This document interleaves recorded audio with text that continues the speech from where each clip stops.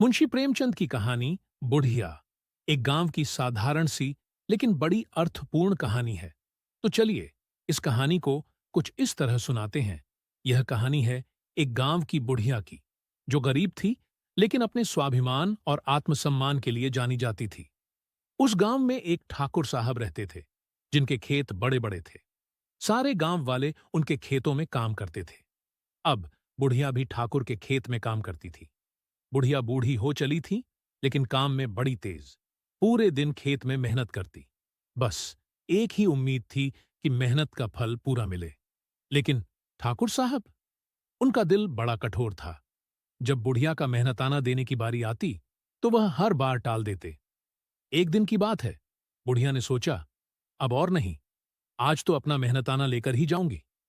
वह ठाकुर साहब के पास गई और बोली, मालिक, मेरे काम का मेहनताना दीजिए।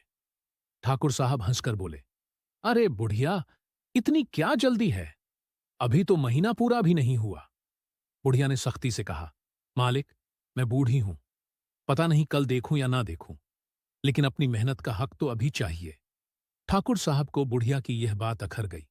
उन्होंने कहा, अच्छा, इतना ही शौक है तो ले जाओ अपना हिस्सा, लेकिन याद रखना, इस गांव में फिर कभी काम नहीं मिलेगा।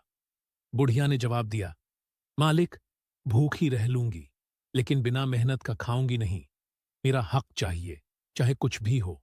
ठाकुर साहब ने आखिर उसे उसका मेहनताना दिया, लेकिन साथ ही उसे काम से निकाल दिया। अब बुढ़िया के पास कोई और सहारा नहीं बचा।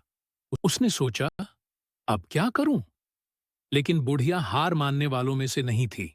उसने गांव के छोटे बच्चों को पढ़ाना शुरू कर दिया।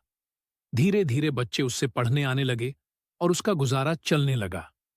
गांव के लोग भी उसकी इज्जत करने लगे।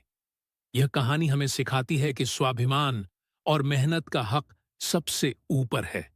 चाहे कितनी भी मुसीबतें आएं, हमें अपने आत्मसम्मान से समझौता नहीं करना चाहिए। अगर आपको हमारे वीडियो पसंद आए तो लाइक करें, चैनल को सब्सक्राइब करें और शेयर करना न भूलें। धन्यवाद।